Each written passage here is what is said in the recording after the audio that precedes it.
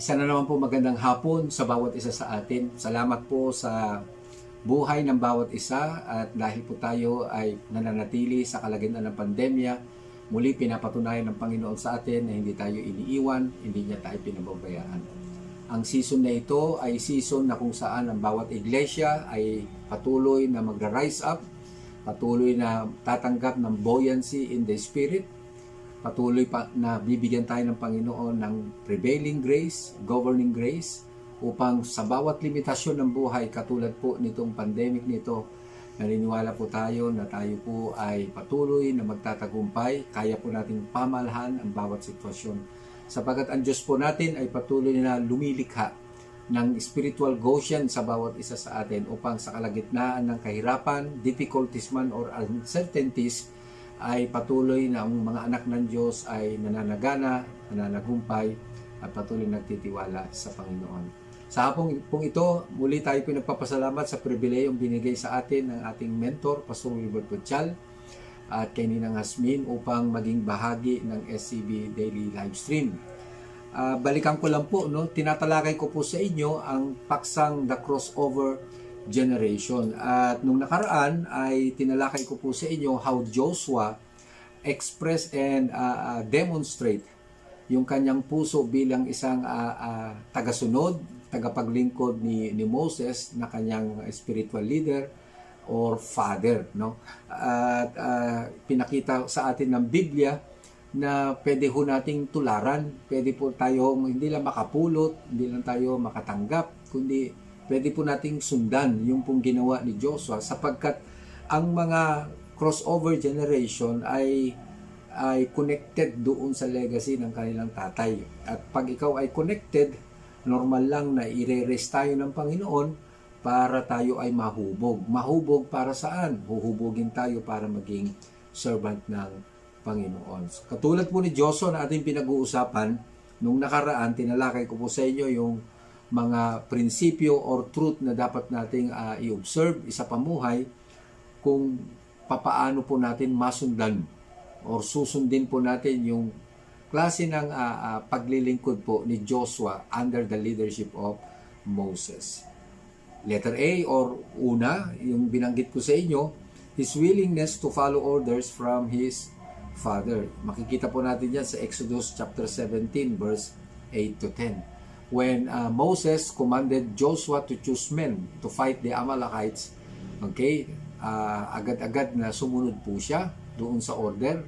Bagamat ang instruction ay very risky, life and death, at hindi lang yan, sa panahon na yan, sa dami ng sundalo na naka-enlist during that time, ay nagawa pa rin ni Joshua na makapili ng the best na makakasama niya.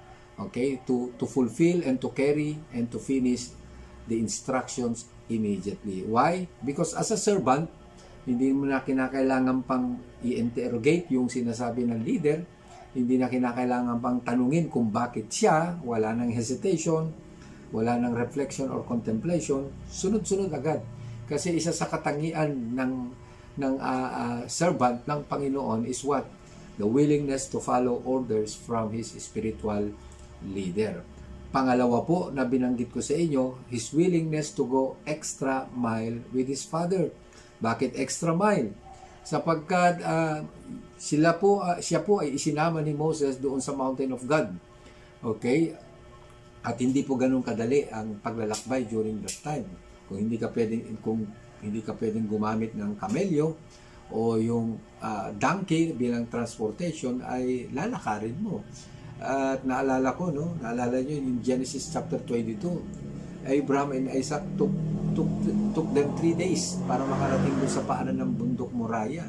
At hindi lang yan, pagdating doon, aakyat pa sila doon sa ibabaw ng bundok para maghandog at sumamba sa Panginoon. So, can you imagine, yung salitang extra mile? Yung salitang extra mile, nabanggit ko sa inyo, ito rin yung mga katangian ng mga lingkod ng Panginoon, whether ikaw ay workers, leaders ng simbahan, or pastor na katulad ko. Hinahanap ng Panginoon sa atin yung salitang extra mile servant. Because extra mile servant are proactive. Ano ibig sabihin ng proactive? They take the initiative to get things done. Hindi na kinakailangang utusan. Okay? Hindi na kinakailangan pang maghintay ng memo bago gawin. Okay? Kundi pagkatapos niyang marinig, makuha at matanggap yung instruction, immediately gagawin niya. At hindi niya lang basta-basta gagawin. No? Gagawin niya with excellency. Why? Because extra mile servant, katulad na nabanggit ko sa inyo, ay mga proactive. Extra mile servant, they possess what? A very contagious enthusiasm. Talagang merong passion, meron talagang interest. Kumbaga, yung interest nila, yung kanilang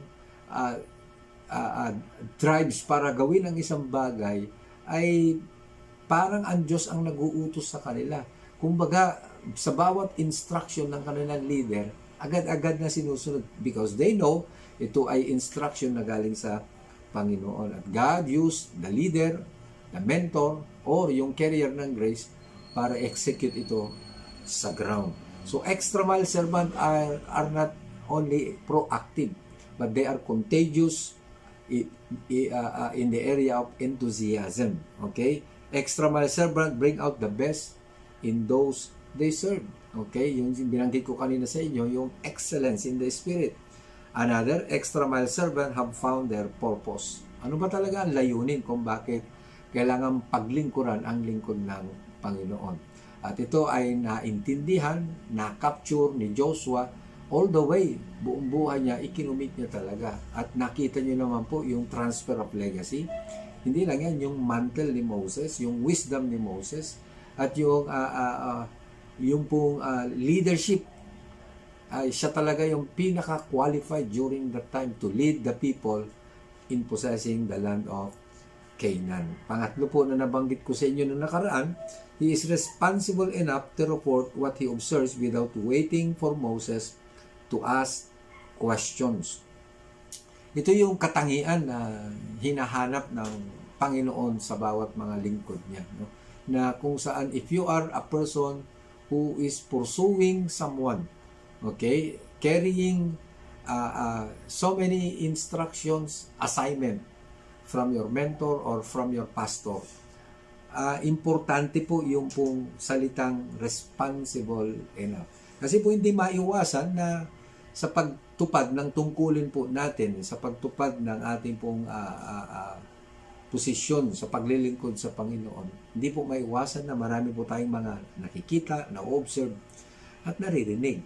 Pero si Joshua po bilang servant ni Moses, ano man ang kanyang naobserbahan, nakikita o naririnig, ay talagang responsable niyang sabihin agad ito sa kanyang tatay. Okay? At yun po ang ibig sabihin ng totoong naglilingkod sa Panginoon. No? Yung relationship is transparent. Hindi po sila nagtataguan. Okay? Kahit na yung naririnig ay galing sa kanyang kapatid, kapuso, kamag-anak, kaibigan, kung yung mga sinasabi ay makakasira sa tahanan, sa destiny, lalong-lalo na yung tatay mo o yung mentor mo o yung leader mo, carrier ng grace mo, nararapat lang na ito po ay sabihin po natin. Mga kapatid, hindi po sumbong ang tawag dito, kundi openness and transparency. Kasi sa bawat relationship, especially pag ikaw ay nakapasok sa covenant relationship, mahalaga po yung salitang transparency or being open. So ngayon pong hapon, ituloy po natin yung ating pong mga prinsipyong dapat nating i-observe. Pinakita, demonstrate ni Joshua paano niya in-express yung pagiging servant kay Moses. Exodus 33 verse 11. Balikan po natin yung scripture. So the Lord used to speak to Moses face to face, just as a man speaks to his friend. When Moses returned to the camp, tingnan niyo po, his servant Joshua, the son of Nun, a young man, would not depart from the tent. Ikaapat po, okay, letter D. He wants to experience what his father experienced with God. Gusto niya rin maranasan kung ano yung naranasan ng kanyang spiritual father. Gusto niyang maranasan at makita rin ng mukhaan yung Diyos na pinaglilingkuran ng kanyang spiritual father. Yun po ang napakaganda na ginagawa ni Joshua. That every time Moses speak to God, face to face, or every time God speak to Moses in the tent of meeting, laging kasama si Joshua. At nasaan si Joshua? Nandun sa labas ng tent. Ano kayang ginagawa doon? Ang sabi dito, pagkatapos kausapin ng Diyos si Moses at bumalik sa kampo, yung servant niyang si Joshua andun, hindi umaalis doon sa tent. Kasi nga, naririnig niya yung tinig ng Diyos, gusto niya personal niya rin na marinig, personal niya rin na maranasan yung himala, yung kapangyarihan ng presensya ng Panginoon sa kanyang buhay. Kaya nung siya po ay naging successor doon sa leadership na iniwan, na ibinigay ni Moses sa kanya, yun po ang declaration ng mga officers, ng mga tao sa kanya. Kung paano ginabayan, paano yung presensya ng Diyos ay na kay Moses. As long as the presence of God is in you, we are here to support you, we are here 100% committed. At sabihin mo lang, Joshua, kung anong iutos mo, kami na ang mag-e-execute nito. At kung may sasaway, kami na rin ang bahala sa kanila. Nakita nyo po yung kahalagahan ng pattern na sinunod ni Joshua. Ang totoong crossover generation, ang totoong connected sa legacy ng tatay. Pag ikaw ay anak, okay, if you are a true son, itutuloy mo lang kung ano kung saan huminto yung tatay mo. Hindi mo buburahin, hindi ka ulit magsisimula. Because fathers will create the pathway. Okay? Fathers will create a principle to follow. So, hindi na po natin babaguhin, kundi itutuloy lang po natin. Kung ikaw ay anak, tunay na anak sa tahanan, at ikaw ay nagbe-behave like a true son to your pastor, to your spiritual leader, mentor, or carrier of your grace, just carry on. Okay? Ipinasa sa'yo, dalhin mo lang. Huwag mo lang bibitawan. Okay? Yung liderato, sundin mo lang yung klase ng pamumuhay. Yun po ang point of preference po ng the crossover generation. They live what their patriarchs, their forefathers na isinapamuhay. So, hindi po nagbabago. Same pattern, same pathway.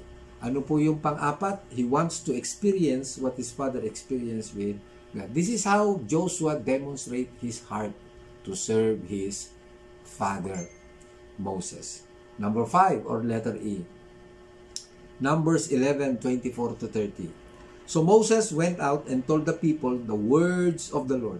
He also gathered 70 men of the elders of the people and positioned them around the tent. Then the Lord came down in the cloud and spoke to him.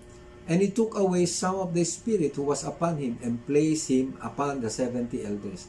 And when the Spirit rested upon them, they prophesied, yet they did not do it again. But 2 men had remained in the camp. The name was one was Eldad, and the name of the other Medad. And the Spirit rested upon them, and they were among those who have been registered, but had not gone out to the tent. And they prophesied in the camp. So a young man ran and informed Moses and said, Eldad and Medad are prophesying in the camp. And Joshua the son of Nun, the personal servant of Moses from his youth, responded and said, My Lord Moses, restrain them. But Moses said to him, Are you jealous for my sake? If only all the Lord's people were prophets, that the Lord would put His Spirit upon them. And Moses returned to the camp.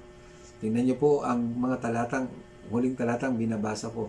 Then Moses returned to the camp, both he and the elders of Israel. How Joshua demonstrate his heart as a servant of Moses. He is not afraid to speak his mind in front of his father.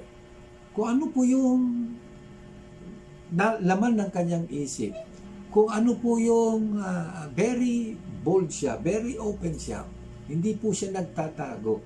Anong sabi niya? Restrain them, my Lord Moses. At sinabihan siya ni Moses mismo, ikaw ba ay nagseselos sa kanila dahil sa akin? O nagseselos ka ba? Okay? Mga kapatid, ito yung isa sa mga madalas daanan ng mga crossover generation, na kung saan ay hindi maiwasan itong mga ganitong senaryo na kasi ang konteksto yung dalawa na natira doon sa tent. kasama doon sa elders ay nagpro-prophesy. At may nagkwento, nag-report kay Moses na ang pangalan nun, Eldad at saka si Medad, they are prophesying in the camp. Okay? At bigla na lang umentra si Joshua at ang sabi, "My Lord Moses, restrain them." But Moses rebuked him, corrected him.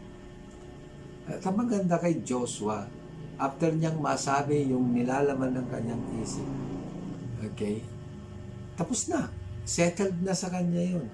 And when Moses rebuked and corrected him, ang sabi ng Bible, then Moses returned to the camp, both he and the elders of Israel.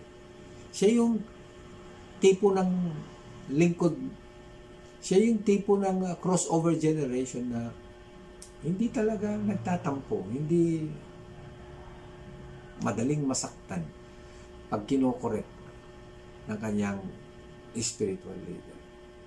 Kasi yung ability nating i-govern yung ating emotions para ma-tame natin yung ating action at saka reaction. Mahalaga po yun, lalo na pag yung offense ay dumating. And the reason why you are offended, because there's something wrong in us. At yun yung dahilan kung bakit ganun na lamang yung pagtalikod ng iba, ganun na lamang ang paghinto ng iba sa paglilingkod, ganun na lamang ang ginagawa ng iba na hindi nila ma-contain yung offense sa kanilang heart. They don't know what to do. And what happened, mismong sila yung nagdi-disqualify sa kanilang mga sarili. Ang maganda po sa crossover generation, those who are strongly connected to their pastor, to their spiritual mentor or leader ng kanilang buhay, carrier ng grace, look at Joshua. Sumabay pa rin na umuwi. Okay? At dito, ipinapakita lang po sa atin, mga kapatid, na he learned to overcome. Why? Because of good relationship with his father. Another, no? Pang-anim. Pang-anim na ba to? Letter F. In verse 28, same chapter. Okay? Ang sabi dyan, then Joshua, the son of Nun, the personal servant of Moses from his youth, responded and said, "My Lord, Moses, restrain them." How Joshua express his heart as a servant of Moses? He always acknowledges his father with respect and honor. Hindi nawawala yung respeto, hindi nawawala yung paggalang, hindi nawawala yung word na honor sa kanyang puso.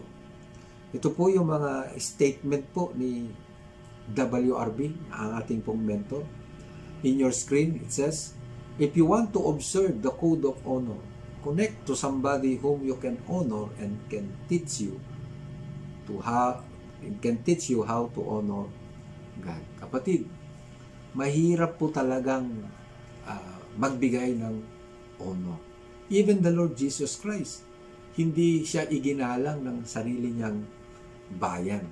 Kaya hindi gaanong nakagawa ng himala ang Panginoong Hesus sa kanyang pinagmulan simply because the people there, okay, the people in that town, okay, have a familiarity who Jesus was. Kapatid, pag yung honor ay nawala sa ating pastor, yung honor ay nawala sa ating pong mentor or carrier ng ating grace, napakahirap tumanggap. Napakahirap pong magbalik ng respeto. Another, if you want to observe the code of honor, you must enter into this new day where God is doing everything new. And you must be willing to let go of your old ways. And the only way na yung honor ay maibigay, what is due, whom dapat kanino ibigay, importante po yung old ways, yung magkaroon tayo ng paradigm shift sa ating isipan, magkaroon tayo ng shifting in the spirit, because we do believe, no, ito, lalo na itong season ito, new day sa bawat mananampalataya, new day sa bawat mga pastor na talagang sumusunod sa prinsipyo at ino-observe po yung protocol ng Panginoon. Why new day? Kasi itong honor na ito, mahalaga yan sa harapan ng Panginoon. And number 3 in your screen, if you want to observe the code of honor, learn to honor your spiritual father by behaving like a true son to him. And God will prepare you to become a spiritual fathers to others who would like to become sons to you. Ano man ang posture natin sa ating pong career of our grace, ano man ang posture nyo bilang manggagawa sa inyong pastor, one day, God will elevate us. One day, God will promote us. At kung meron ding mga tao na talagang magpupurso sa atin, and they will become also our sons. Same pattern, kapatid. If we learn and live to honor God, and learn to live and honor our career of our grace, mga kapatid, it's just a matter of time. Ang sabi ko, it's just a matter of time. People will come to us and come under our authority to mentor them, to raise them to become our true sons also. Let's go back to Exodus 17, verse 1 to 3. Then all the congregation of the children of Israel moved on from the wilderness of Sin by stages, according to the commandment of the Lord, and camped at Rephidim. But there was no water for the people to drink. Therefore the people quarreled with Moses and said, "Give us water so we may have something to drink." And Moses said to them, "Why do you quarrel with me? Why do you tempt the Lord and try his patience?" But the people were thirsty for water, and the people murmured against Moses and said, "Why did you bring us up from Egypt to kill us and our children and our livestock with thirst?" Pinag-uusapan po natin si Joshua mismo. Every time na siya magsasalita, every time na i-acknowledge niya ang kanyang tatay, laging may kasamang respect at honor.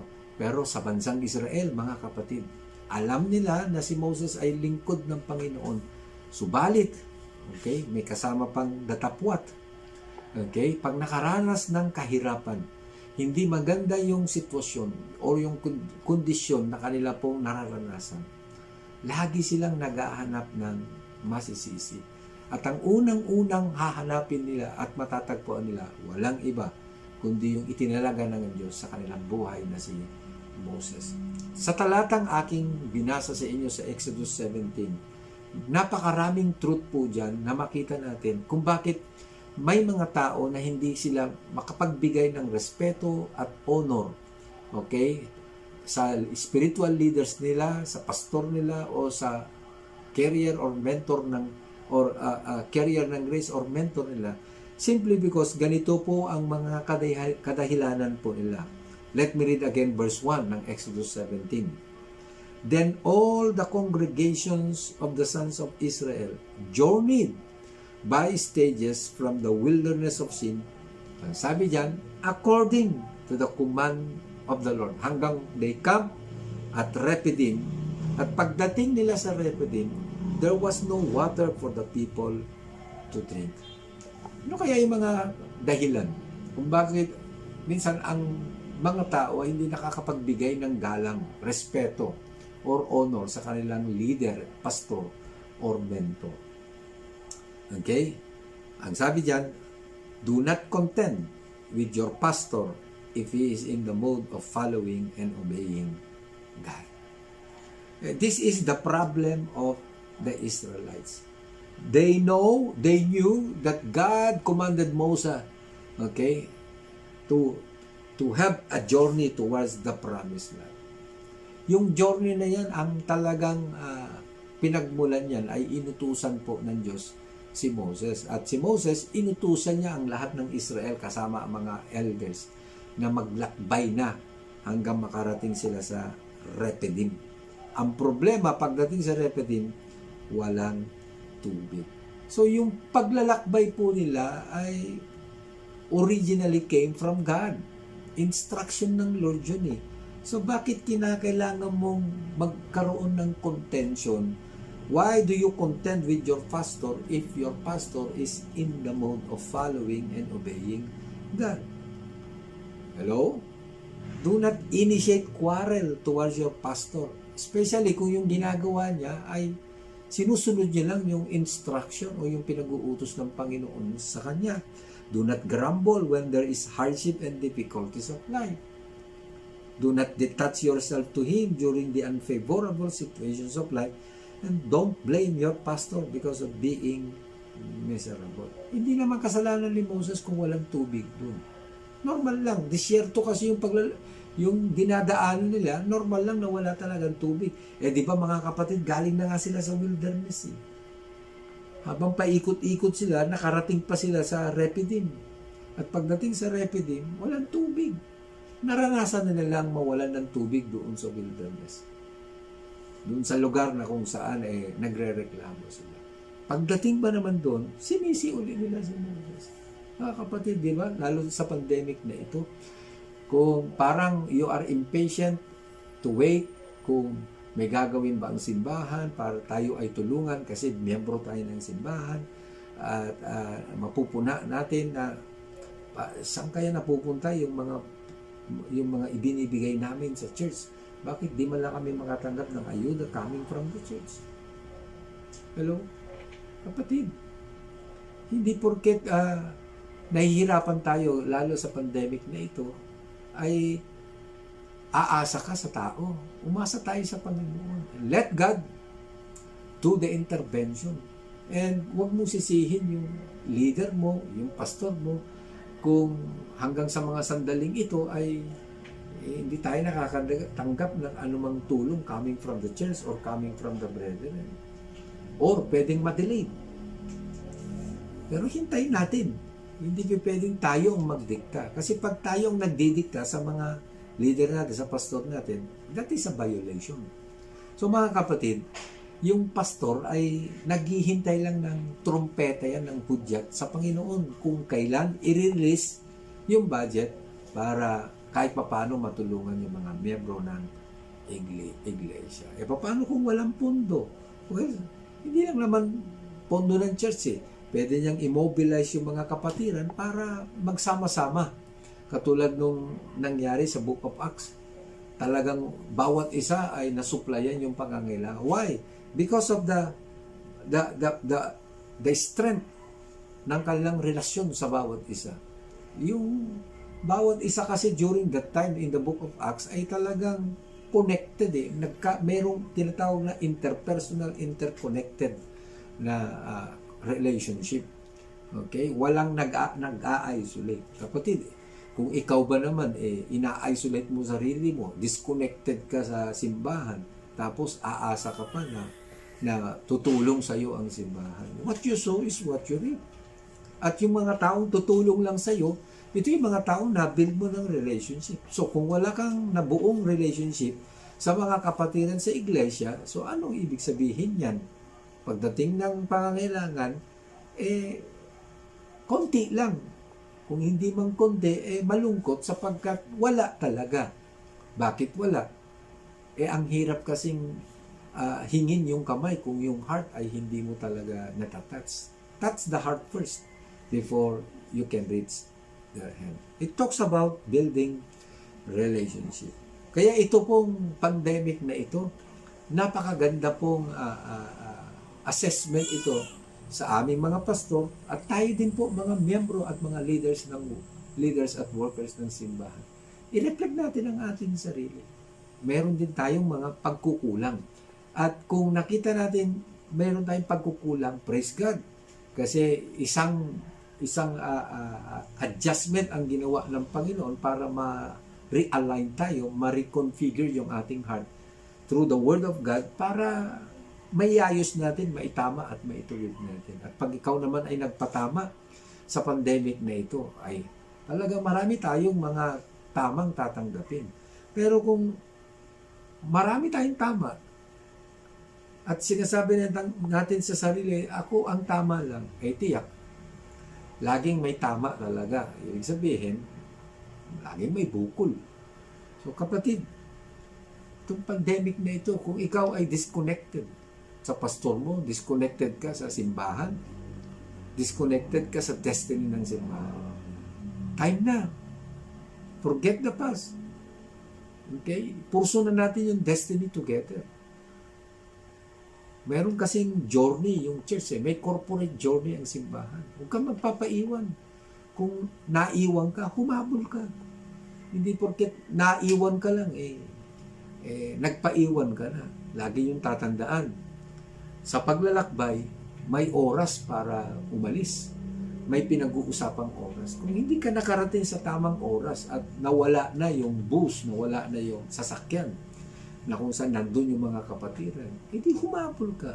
Of course, huwag kang tatakbo, kundi gawa ka ng paraan para makarating ka, makatch up mo yung iba. Huwag kang magpapaiwan, kapatid. Ang sabi ko, huwag kang magpapaiwan. Ganyan po ang nangyari, kaya hindi man lang nila nabigyan ng paggalang at respeto si Moses. Sinisi nila si Moses doon sa kahirapan na kanilang naranasan. Sinisi nila si Moses na kanilang leader, na kanilang tatay, doon sa hindi man lang mapunuan yung nararamdaman nilang pangangailangan. Pagod sila sa paglalakbay, normal lang na kailangan nila ng tubig para ma-quench yung kanilang pagkauhaw. Kaya lang, anong magagawa ni Moses? Kung walang instruction ang Panginoon, hindi talaga siya kikilos. Di ba? Laging yun ang sinasabi niya, Panginoon, hindi kami aalis sa lugar nito. Kung hindi ka nagsasalita, hindi mo sinasabi, or hindi sasama ang presensya mo. So, ganun kasi ang leadership ni Moses. Hindi siya gumagawa ng isang bagay na kung saan ay hindi inuutos ng Panginoon. Well, nakagawa naman talaga siya ng isang bagay na nag-utos ang Panginoon, pero out of na lang yun, frustration. Galit na siya sa stubbornness ng bansang Israel o ng mga Israelita. Kaya, imbes na magsalita siya sa bato, pinukpok niya na lang. Kaya ang tawag dun sa lugar na yun, Mara. Okay? Meaning ng Mara ay bitter. Hindi mapakinabangan yung tubig na lumabas. Kasi pinukpok pa naman. Sa sobrang galit. Sumama na rin ang loob ni Moses. Remember, Moses is the meekest man during that time. Sobrang mapagpakumbaba. Okay? Inaaway na, hindi man lang lumalaban. Okay? Pero sa panahon nito, importante, tingnan natin si Jesus, di ba? Dapat mag-grow, mag-rise up yung Lion of Judah sa espiritu ng isang pastor, ng isang leader. Kasi hindi pwedeng hahamak-hamakin lang tayo ng mga tao. Remember, they are stubborn. Okay? Ungrateful, grumble, murmurer. Kinakailangan yung leadership talaga. May tapang. Yung leader may tapang, very courageous. Kaya nga, ang encouragement ng Panginoon sa kanya, be strong and be courageous. Why? Because yung pamumunuan niya, okay, ay may remnant pa dyan . Remember, si Achan, remnant yan . Okay, hindi sumunod sa utos, ayun. Nagkatalo-talo sa labanan ang bansang Israel. At salamat sa Diyos sapagkat si Joshua, at tulad ng kanyang tatay, okay, at talagang mataimtim, alam niya yung tinig ng Diyos, alam niya yung kaparaanan ng Panginoon. Remember, it is impossible for us as people of God to give honor to the man of God kung lagi tayong nagkakaroon ng contention sa ating pastor. Lalo na, ba't mo kinakailangan awayin ang pastor mo kung sumusunod naman siya sa Panginoon? Pag sinabi ng Diyos, time to cleanse the temple, time to put order in the church, normal lang na mag-aayos talaga ang pastor. Hello? So kung inaayos ka, itinatama ka ng pastor mo, ikinokorek ka, ini-encourage ka, kung ako sa iyo, kapatid, magpatama ka na lang, magpakorek ka na lang, magpatuwid ka na lang, magpahubog ka na lang, may paglalagyan ka pa. Kasi kung hindi, ay tiyak, kangkungan ang mapupuntahan po natin. Another truth, kung bakit po hindi maigawang maibigay yung honor o respeto sa lingkod ng Panginoon. Exodus 17, verse 2. So the people quarreled with Moses and said, "Give us water so that we may drink." And Moses said to them, "Why do you quarrel with me? Why do you test the Lord?" But the people were thirsty for waters there, and they grumbled against Moses and said, "Why is it that you brought us up from Egypt to kill us and our children and our livestock with thirst?" Saan ka nakakita? Pinagbintangan pa si Moses. Kaya mo pala kami inalis sa Ehipto, dalhin sa ilang para dito mo kami patayin, kasamang aming mga anak, pati yung mga alaga namin hayop. Hindi naman totoo. Kaya hindi nila nabigyan ng respeto at galang yung kanilang leader ng kanilang spiritual father. Why? Nagbago kasi yung kanilang perspective sa panahon na kung saan hindi name-met yung kanilang felt needs. Kapatid, pwede mo namang ipagpaliban muna yung pagkauhaw mo. Tiisin mo lang. Kasi nga, tayo nga, pag bumibiyahe, nakalimutan natin magdala ng tubig. Natitiis nga natin yung traffic. Kahit na uhaw ka na, nakakatiis ka nga. Pero itong mga taon to, dito sa Exodus 17, pagdating nila doon, nakitang walang tubig, nagreklamo agad. Nagreklamo agad. Mga reklamador na generation. Mga reklamador. Sa panahon ng pandemic, reklamo ng reklamo sa gobyerno. Paikot-ikot, pabalik-balik. Pinag-aaralan po nila. At lalong-lalo na, first, yung iba na government officials natin, first time. I think buong mundo ay talagang na-shock din dito sa pandemic na ito. Hindi talaga gaanong napaghandaan.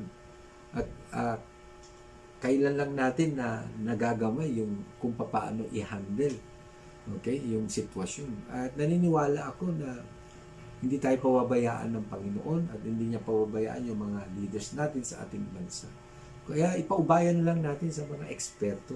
So tayo naman ay eksperto sa salita ng Diyos, eksperto tayo doon sa spiritual na dimension.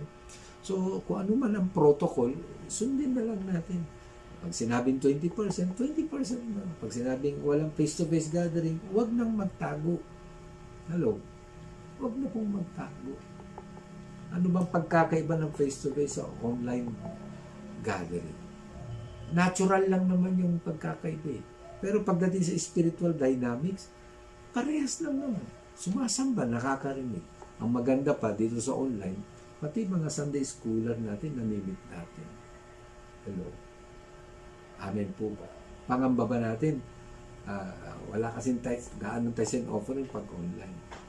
Kapatid, katulad ng testimony ni Pastor Wilmer, 2 years, magbuwan ng pandemic, hindi pa ako kami nagpe-face-to-face gathering. Pero hindi naman nawalan ng pondo yung church. Mga tao ay tapat sa pagbibigay. Hindi lang tapat.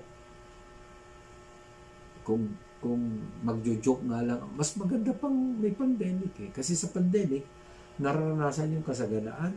Yung mga tao ay talagang makikita mo, yung faithfulness ay talagang mararamdaman mo. Nakikita mo.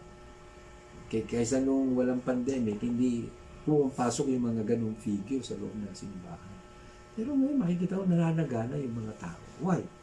Because God gave us specific instruction that this season will be a prevailing and governing years. Sumunod lang tayo doon sa prescribed requirement, doon sa now word na binigay ng Lord sa ating mentor. Ano nangyari? God bless us. Merong abundance. May kasaganaan. May Goshen in the midst of famine. They changed their perspective towards their pastor. Bakit? Because of unfavorable situation. Kasi nga, hindi agad-agad napunuan, nabigay yung nararamdaman nilang pangangailangan. Mahirap pong kung naghahanap ka ng visitation ngayon at diyan ka nabubuhay, kapatid, talaga magbabago ang perspective mo sa pastor mo. Hindi niya magagawa yun. Bibisitahin ka. Baka hindi siya makarating sa inyo. Baka sa ospital siya o sa barangay siya makarating.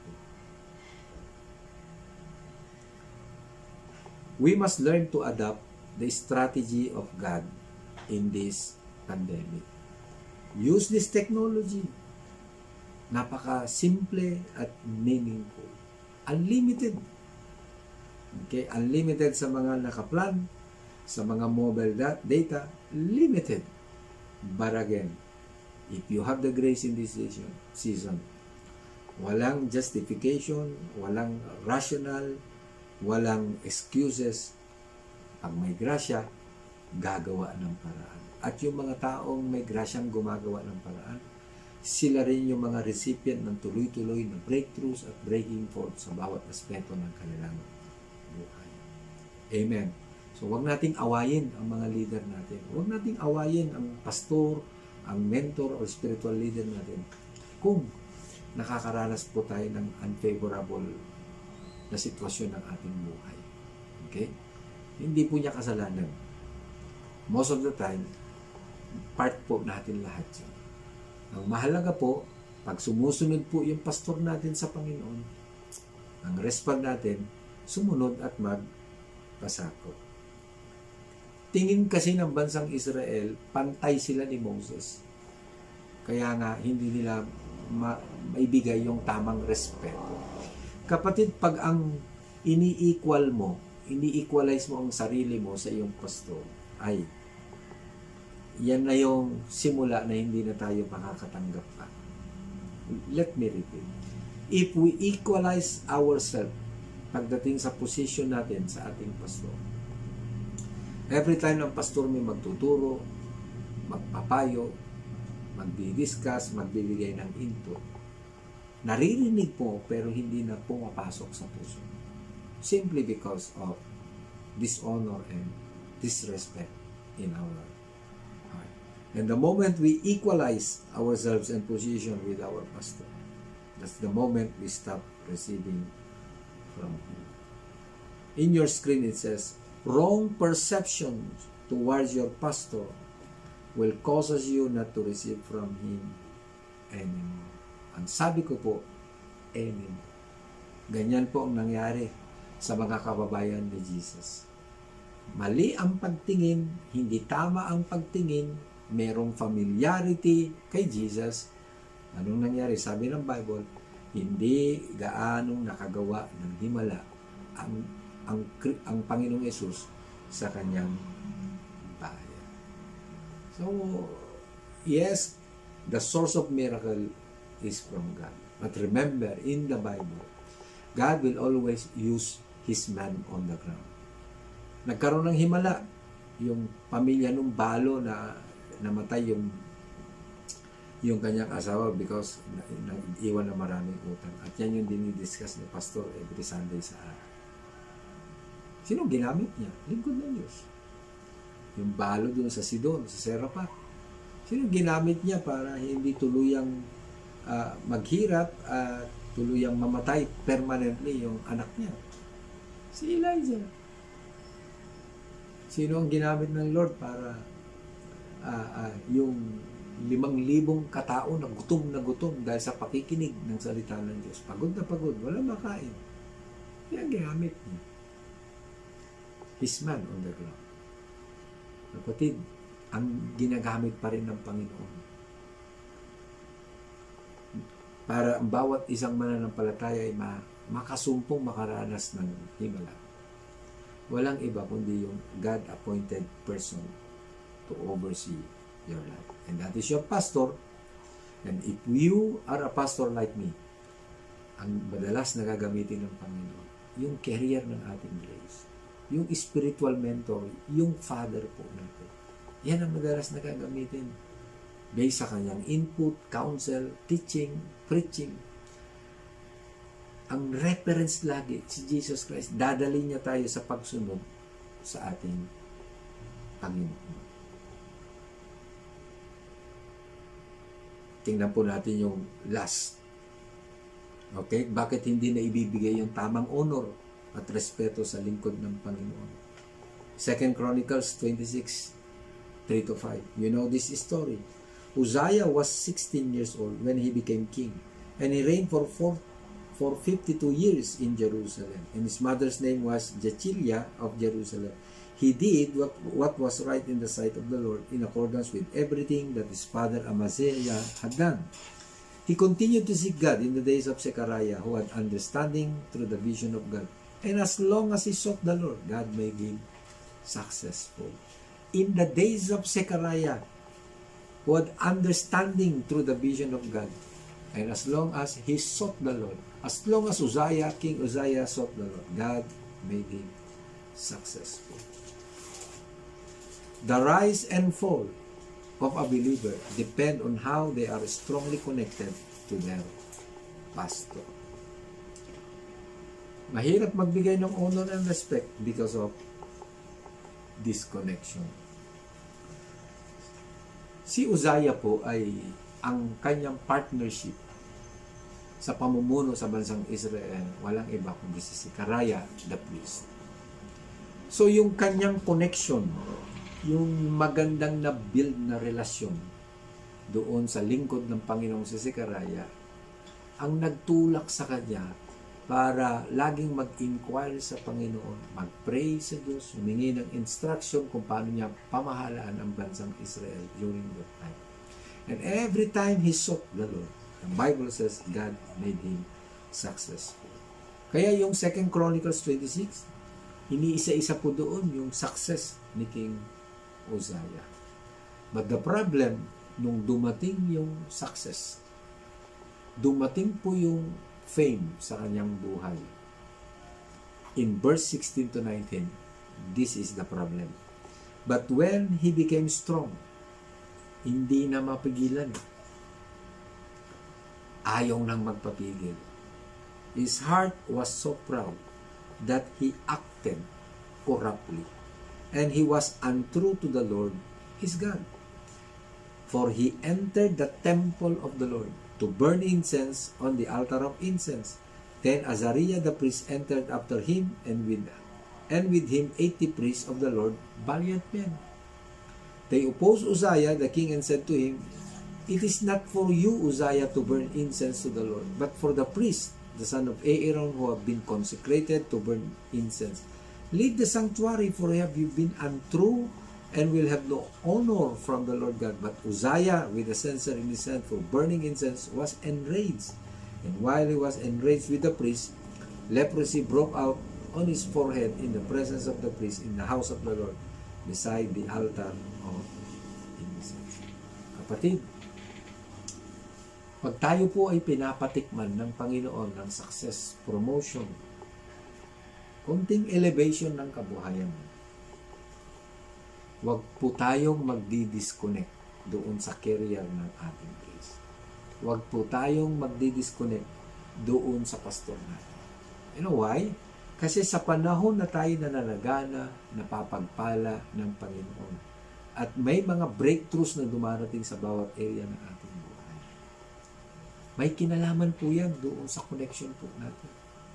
May kinalaman po yan sa grasya na natatanggap natin.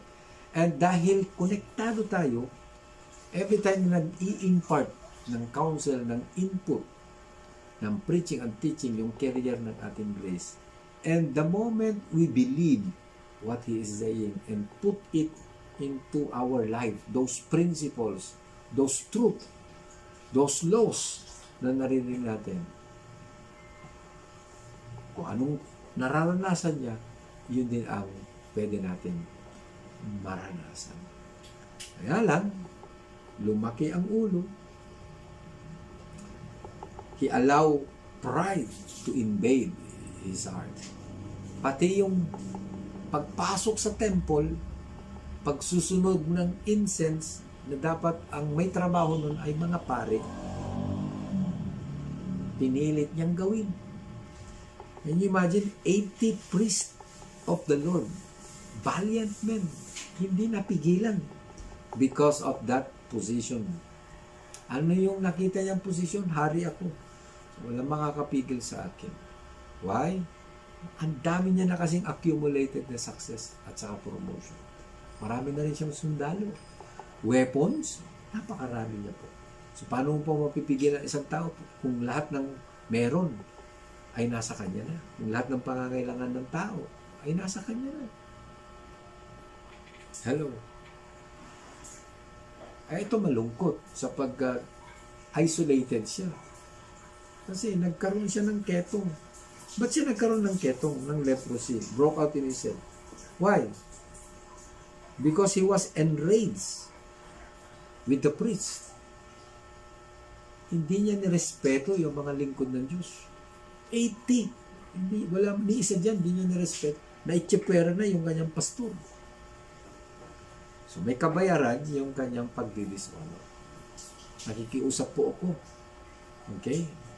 Every time na may dishonor sa heart natin, may disrespect sa magulang mo, any people who are in authority na instituted by God, given by God sa isang tao. Kahit yung tao ay hindi nakarespeto. But the position itself demands respect. And ibigay po natin ang respeto sa mga nararapat na taong nakaupo sa bawat position. Especially kung meron pong mas mataas na position, authority, kaysa sa amin. Why? Kasi pag merong dishonor, baka maging katulad po tayo ni Uzziah. Ang ketong during that time in the Old Testament, isolated, unclean, separated from the community. Hindi pwedeng pumasok sa templo. Mapupunalin niya sa pandemic na ito, napakaraming isolated at separated na mga manggagawa ng Panginoon. Simply because of dishonor in their heart. Simply because there is pride, there is arrogant, boastful. Kaya tinuturuan tayo ng Panginoon. And what is the remedy? James 4 verse 6. But He gives us more grace. That is why the scripture says, God opposes the proud, but shows favor to the humble. Kapatid, magpakumbaba lang tayo, mapanatili natin yung meekness, yung pagpapakumbaba po natin, anumang success or promotion, anumang blessing ang ipaparanas ng Diyos. As long as mabantayan natin yung heart natin, because lahat ng issue ng buhay, nagmumula sa heart. Guard our heart with the Word of God. Pag laging merong ganun, humility, increase of grace ang dumarating. Bakit nag-i-increase of grace? Para saan ba yung grace na yan? Para daw magpakumbaba. At the moment na patuloy na nagpapakumbaba, hindi yung mayabang, hindi nagmamalaki. Laging ipopromote namin. Hanggang dito na lang po, mga kapatid. Isa lang po ang challenge sa atin ng Panginoon. God will give us success. God will give us blessing. God will give us anything, everything that we pray according to His will. Pag dumating po, lahat po tayo, kasama po ako doon. Huwag po sanang lumaki ang ulo natin at patuloy na bantayan po natin ang ating puso. Upang hindi tayo maging katulad ni Uzziah, isolated na, separated pa, na disqualified po siya maging hari ng bansa Israel. Amen? Tayo po ay manalangin. Panginoon, nagpapasalamat po kami na sa hapong pong ito ay muli niyo po kaming tinuturuan. Paano maglingkod sa inyo? Paano paglingkuran ang inyong mga lingkod? Salamat, Panginoon, sapagkat hindi ka po nagkukulang sa amin sa pagpapaalala. Hindi ka po nagkukulang sa amin ng inyong mga salita na dapat namin marinig everyday. Especially ito pong SCB Daily Livestream. Pagpapala po ito sa bawat isa sa amin. Katulad po namin mga pastor, isang napakalaking pagpapala ito. Hindi lang para magamit niyo po kami, kundi ang salita mo ay may palaganap, maituro, may pahayag, upang ang mga taong mayroong pananampalataya sa iyong mga salita ay handang gawin din ito. Nakatitiyak po kami na magiging stable ang aming pamumuhay. Meron pong blessing na matatanggap ang bawat isa. Kaya ngayon pong hapon, Panginoon, isinusuko po namin sa iyo ang aming buhay. Pati Lord God, yung mga pastor, mga leaders po namin, o mentor or spiritual father po namin, who oversee our life, matutunan po namin magbigay ng honor sa kanila, Panginoon. Yes, they are not perfect. They have weaknesses like us, Panginoon. Pero hindi po nangangahulugan na hindi po namin marespeto ang mga lingkod mo na itinalaga mo sa amin, Panginoon. Ito po hinihingi po namin ng tawad, Panginoon. Ayaw po namin makatulad o maging katulad ni King Uzziah, na because galit na galit siya sa mga saserdote during that time, ikaw po ang nagbigay ng judgment sa kanya. Turuan mo po kami, Panginoon. Binubuksan namin ang aming puso, ibinababa namin ang aming mga sarili, upang ang grasyo mo ay dumalo para matayin namin, hindi po lumaki ang aming ulo, hindi po kami maging mayabang at palalo because of everything that we have. Because we know, mabuting katiwala mo lang kami, Panginoon. hindi dapat namin ito ariin sapagkat lahat ng meron sa langit at dito sa lupa, lahat ng ito ay pagmamayari. Thank you, Lord, for this privilege again to receive and partake. Thank you, Lord, for increasing our capacity. And help us, Lord, to nurture this and bring it into completion according to your time, principles, and way. In Jesus' name I pray. Amen and amen and amen. Mga kapatid, maraming salamat po muli sa pagtanggap nyo ng salita at patuloy po tayong maglingkod sa Panginoon. God bless us all. Stay safe, everyone. Were you blessed with the message today? If so, please like, subscribe, and hit the bell button below for updates. Thank you for watching and see you next streaming.